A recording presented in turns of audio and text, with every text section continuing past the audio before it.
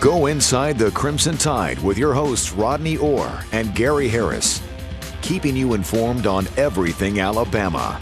And now, Tider Insider TV. We probably approached playing the most complete game that we played all year. There's obviously many things that we can improve on. I think the question is do you rest on your laurels, or do you stay hungry to try to improve, build on the things that you did correctly, and fix the ones that you didn't? Always working to fix anything that's wrong. That's Nick Saban. And good evening, everyone, and welcome into Tider Insider TV, presented each and every week by Buffalo Rock. Once again, tonight we're enjoying Pepsi Max. Max Taste, zero sugar. So that's a pretty good combination any way that you look at it.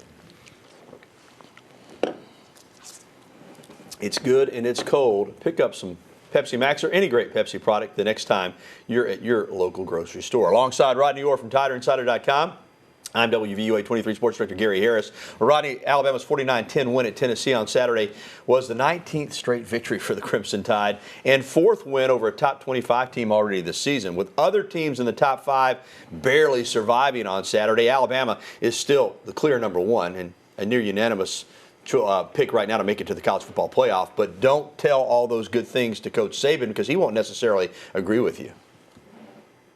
Those are external factors that I call clutter that really can affect your psychological disposition about how you need to compete the next game, because you can get satisfied with people patting you on the back for what you did last week, and then you get punched in the nose the next week. So it takes a special kind of maturity and a special kind of competitor to understand that, and it comes from understanding how much you have to respect winning and how hard it is to do that.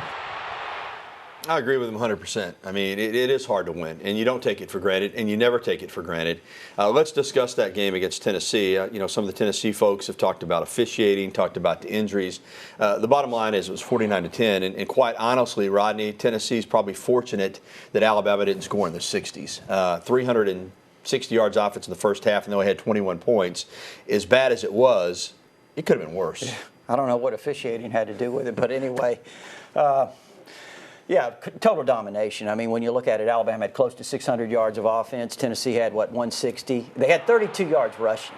I mean, on 32 carries. Yeah, so yard per. It really wasn't necessarily a game for officials to even have the ability to make a difference in, to be quite honest with you. But, once again, another fantastic game by Jalen Hurts. Did a tremendous job running the football, over 130 yards rushing. Came up big with 3 touchdowns. What a difference he's made running the football. And, Gary, you look at this Alabama team now as they're running the ball, 438 yards of rushing against Tennessee. You look in the SEC, against SEC opponents, 4 SEC opponents that Alabama's played, they're leading the conference with 302 yards rushing. Yeah, and what I guess is scary for opponents is, and Rodney, I guess I have kind of a hypercritical eye. I'm catching some heat on my radio show because I'm not ready to just go ahead and name this team the national champion, but I still see a lot of room for improvement. Absolutely. Beginning with Hurts, as good as he's been, he didn't throw the football that well, especially in the first half against Tennessee.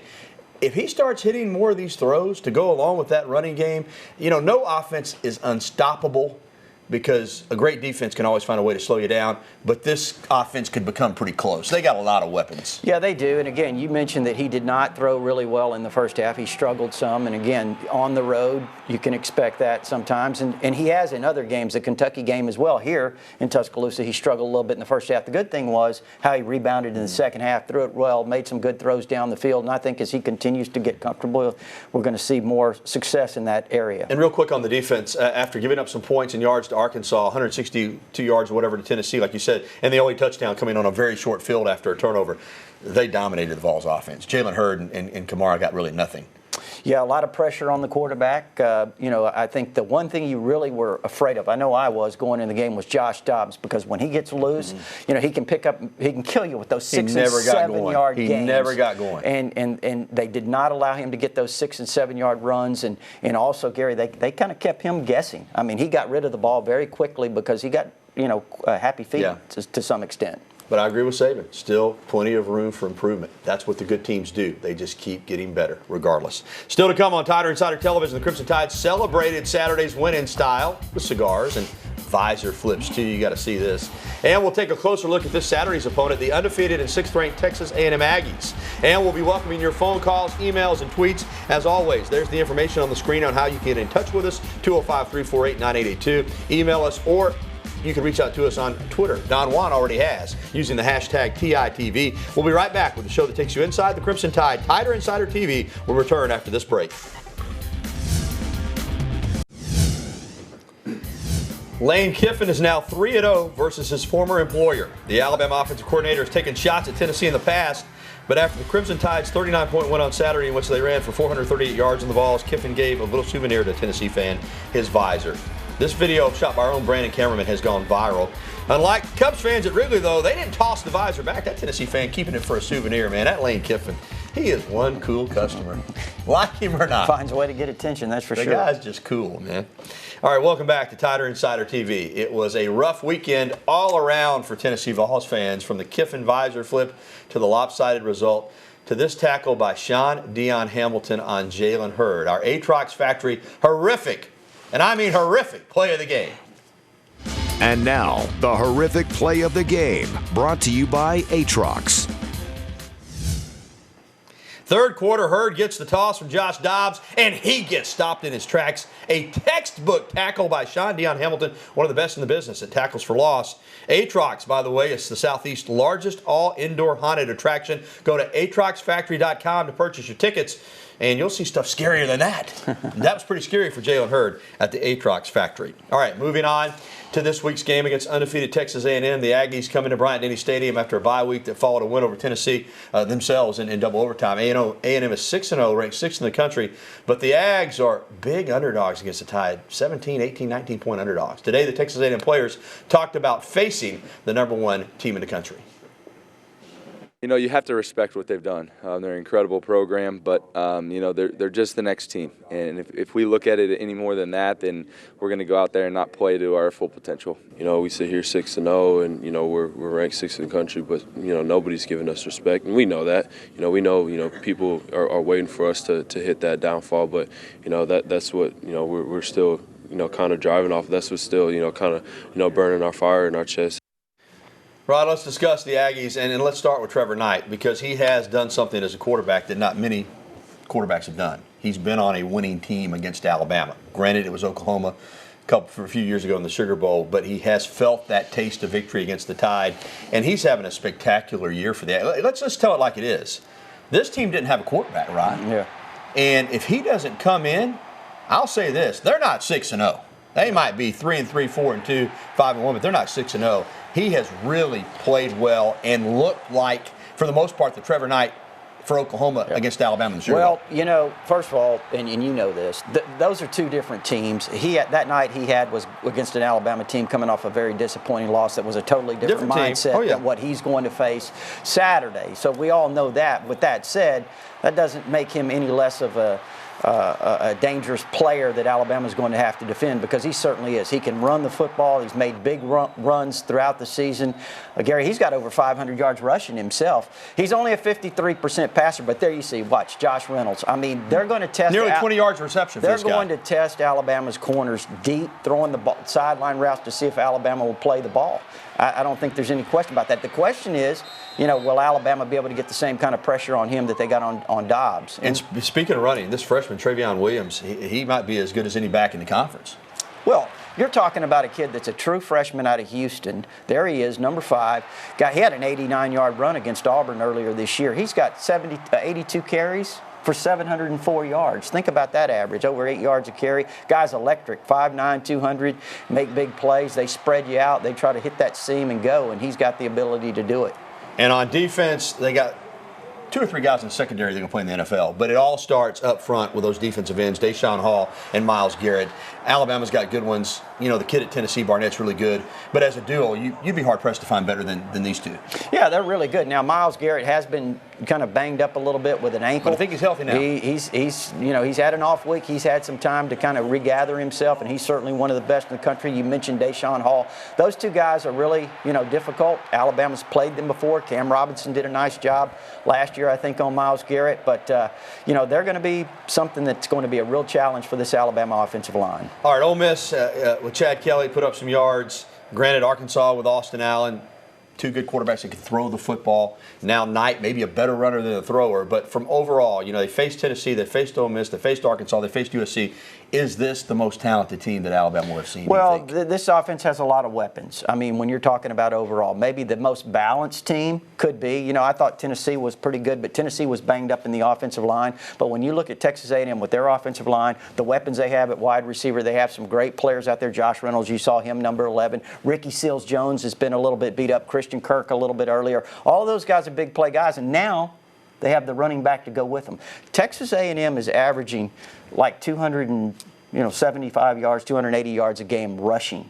So they're a team that can really, with that balance, they can really, impact the defense, from their ability to make plays, not only in the passing game, but also as running the football. And they haven't been able to do that in the past. No, Mazzoni said today they run the ball. They're going to try to run it against Alabama. All right, we'll have our predictions later on in the game. Coming up, Ryan Anderson gives his honest opinion of having to block for all these defensive touchdowns. And next, we'll be welcoming your phone calls. Go ahead and get through now. 205-348-WVUA. That's 205-348-9882. You can email us or you can reach us on Twitter using the hashtag TITV. We're back with your phone calls right after this.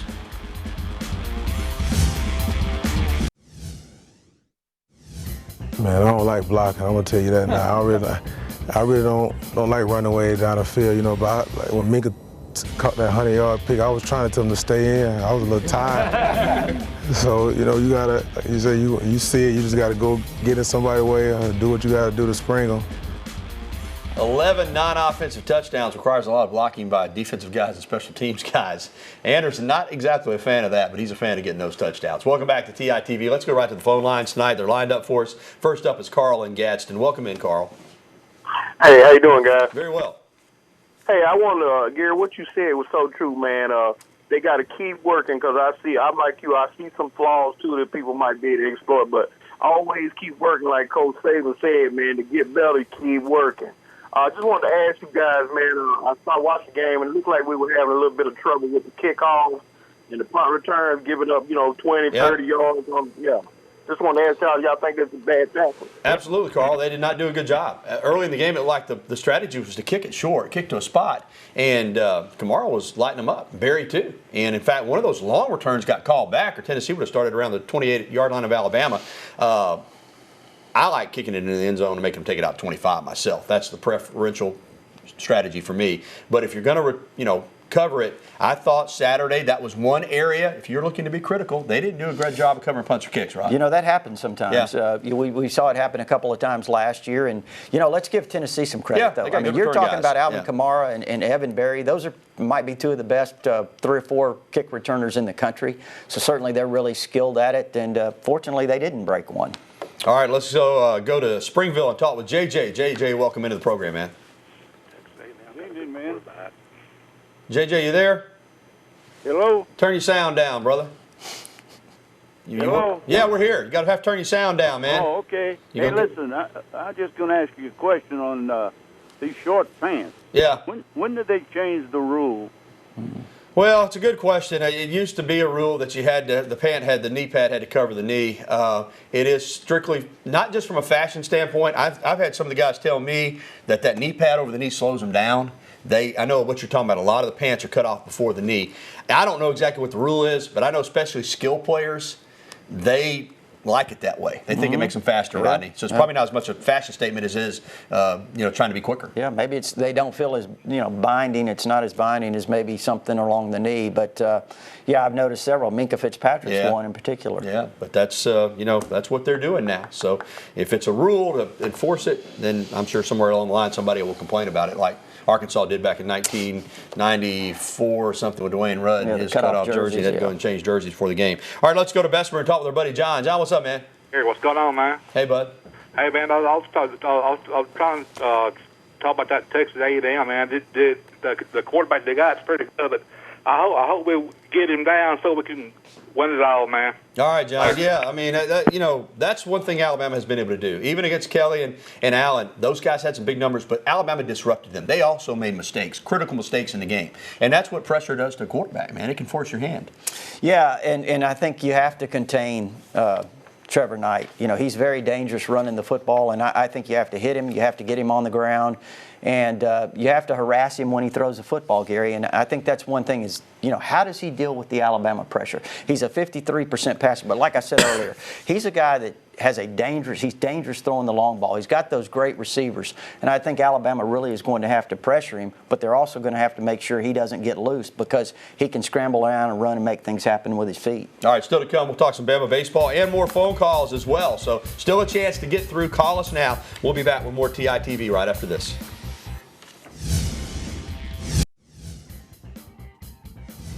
I think it's taken a little time to our guys to adjust to it, but I really feel like over the last couple of weeks, our guys have did a great job of reading balls in dirt and taking the extra bases and situational hit.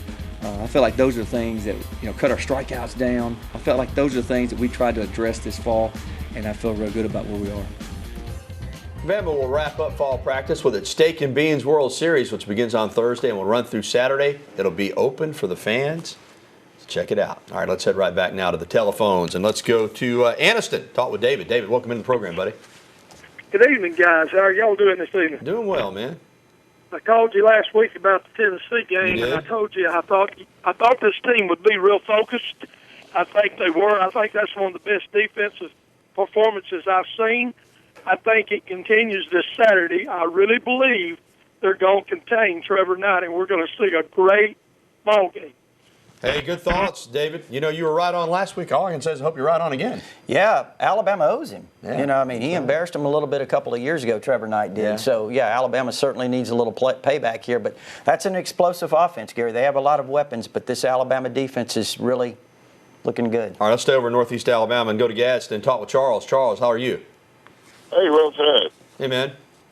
Hey, I just want to tell you about Xavier Marks. I want to know if he can play anybody this week. I wonder if he's hurt or something. No, I think, Charles, Coach Saban and Burton Burns and that special teams group, they've kind of been tweaking that kickoff return situation all year. We saw Emmons back there some against Tennessee. They seem to be trying to kind of find who they want back there on a regular basis. They've tried a bunch of different people. They have. They really have. Ardarius has returned kicks. Garrett Dieter's been back there. You mentioned Xavier Marks, and also this week, B.J. Emmons, the true freshman running back, was back there. Right. So they're trying to find that right guy. Fortunately, they really didn't have any kickoffs to return the other day. That's right. All right, let's talk to Don Juan on Twitter, who tweeted in thoughts on Jalen Hurts for a Heisman campaign. And he also added to that he wanted to know if Alabama will try to throw it deep against A&M. I think Jalen Hurts is a dark horse candidate. I mean, he's a true freshman. Clearly, Lamar Jackson's the leader right now, in my opinion, from Louisville. But he's on the fringe. He's being mentioned. If he blows up and Alabama goes undefeated, it could be a candidate. Could be. When you look at it, though, this is about the time Derrick Henry started taking off last year. And, certainly he's laid the groundwork. I don't think there's really much thought about that. I think the thought with Jalen Hurts is just keep getting better, throwing the football, helping your team win, leading them to win. And I think all the other stuff is just clutter. Let's get to a real quick email from Quintillion up in Illinois. Discuss the potential and development of Deshaun Hand. Rodney, I think he's one of these guys that has hung in here. He's playing a lot more this year. I think next year he's going to have a really big year. But I think they're happy with where he's at. Well, I mean, you look at him. He's played some, certainly, and he's made some plays. They're rotating those defensive linemen in and out, and he's, extremely valuable in his role right now, even though he's not a starter. And, he'll eventually, be that. But I think right now, he's extremely important in that role, rotating those defensive linemen and keeping them fresh. Look at the year Dalvin Tomlinson's having this year in his senior year. He's kind of been a complimentary guy until this year. All right, still to come, the tradition lives on in Knoxville. Stay tuned to see the Crimson Tide players light up their cigars at Neyland Stadium. And it is a beautiful night here in Tuscaloosa. And I'll tell you what, we'll be back with more right after this. Well, if there was any question as to whether the cigar tradition is still alive and well, we have video proof that it is. Here are the Alabama players actually going back out on the field at Neyland Stadium on Saturday night to puff their stogies proudly before Tennessee field personnel asked them to go back into the locker room. It was Alabama's 10th straight win over the Vols. Rodney, it's time now for our picks. We'll always start with you. Alabama versus Texas A&M, an undefeated top 10 showdown. Yeah, this is a Texas A&M team with a lot of weapons. They can score points, I think, even on this Alabama defense. So I think the Alabama offense certainly has to have another big day. But I tell you, when I look at this game, the stat that really jumps off the charts at me is Alabama's defense is only giving up 69 yards a game rushing. You look at Texas A&M, they lead the conference right now with 274. And so that's going to be a real battle there. But I think on the other side of the ball, what really stands out at me is Alabama in the 4 SEC games that they played is #1 against SEC opponents with 302 yards rushing a game. Texas A&M against SEC teams, Gary, is giving up 200 yards a game rushing. Advantage Alabama, 38-24. You know, I have a lot of respect for the SEC teams. I think there are a lot of good teams in this league. You hear that every week. Last week I picked Alabama to win by a couple touchdowns. I wasn't even close. Alabama's a 17, 18, 19-point favorite. I don't think that's representative of the fact that A&M isn't a good team. They're a very good team. It's just right now Alabama is playing it at a different level. I like the Tide to win. I'm right there with you, Rodney. I think A&M is going to come in here and fight their guts out. I think they feel like this is their year. But to make it their year, they got to win in Tuscaloosa. I don't think they're ready to do that. They did it in 2012 with Johnny Manziel. I just think as good as Knight is, he's not going to beat Alabama twice. And I know it was 3 years ago at Oklahoma, but it's not going to happen on Saturday. I got it 38-21, very similar to you. I think the Alabama Crimson Tide rolls on to 8-0 going into the bye week. Well, as always, our beautiful shirts and ties tonight, courtesy of the Locker Room in downtown Tuscaloosa, home of the original elephant wear. Go by and see them or shop online at locker-room.biz. I guarantee you'll be looking good for the game on Saturday if you get by the Locker Room this week and get you some of that original elephant wear or any of their other great menswear or ladies' wear. All right, thanks for tuning in tonight. It's dinner time, and tonight, third Tuesday of the month. You know what that means? Buddy's Rib and Steak in Northport. We're headed out there for a great meal. Come out and join us in about 15 or 20 minutes. Talk to football with us. And don't forget, if you missed any of tonight's show, you can catch the replay tonight at 10:30 after the news at 10 or online anytime at WVUA23.com. For Rodney Orr, I'm Gary Harris. Thanks for watching Tider Insider TV. Have a good night, everyone.